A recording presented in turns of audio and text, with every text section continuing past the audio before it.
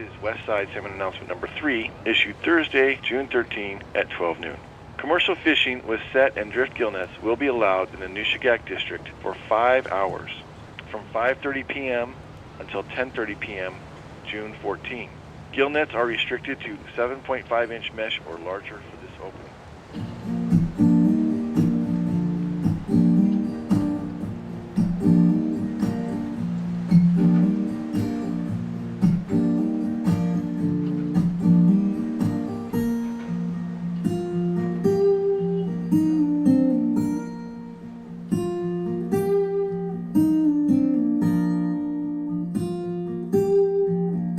Here we are in one of the best-run fisheries in the world. The big deal is being part of this incredible return. It's just so special.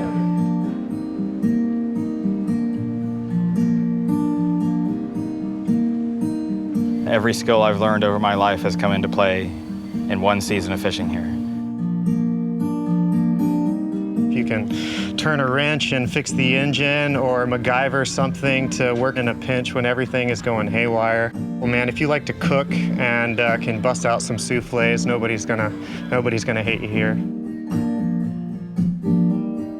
You've got to have mechanical knowledge, you've got to have financial knowledge, you've got to understand where to find fish, how to repair your nets.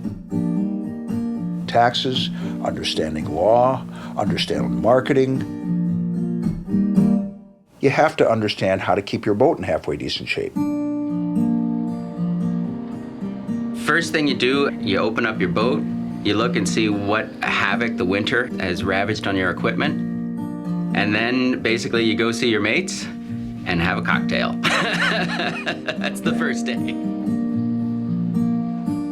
You just start making a list that is just phenomenally long, and you just start going through it. All the stuff that broke last year, all the stuff that you didn't have time to fix last year, all the improvements that you want to add. Starting your engine, which is always a big deal. You always want to start the engine and hear that little thing purr, and then run your hydraulics, you know, twisting wrenches and just trying to make these jalopy old rigs eke out another season and turn a profit.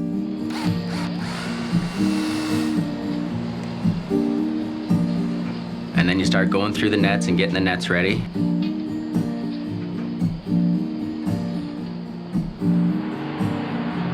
Everything's on, the food is on, the nets are on. Finally, when you get the whole boat loaded and it goes in the water, then you're happy.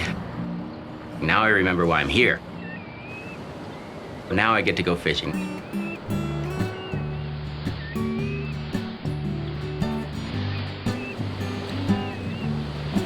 Hopefully it's sunny and calm, or hopefully it's blowing like a son of a something, and you know where the fish are all piled up.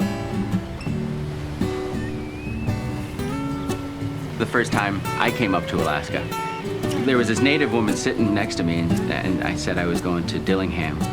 And she said, "Are you ready to pick fish?" And I had no clue what picking fish was. We've done a decent amount of work to it to try to stay progressive with the fishery and keeping the fish nice and floating and not, pressing on each other and delivering a nice, amazing product, at the end of the day.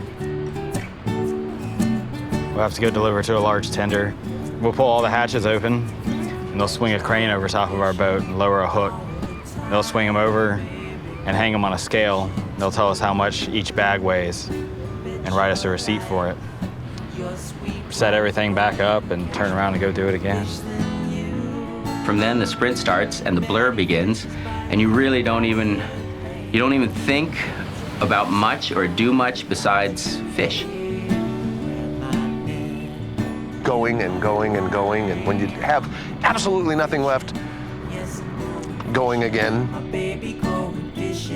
Fishing, despite all the stress and the lack of sleep and the breakdowns, at its root, it's super fun.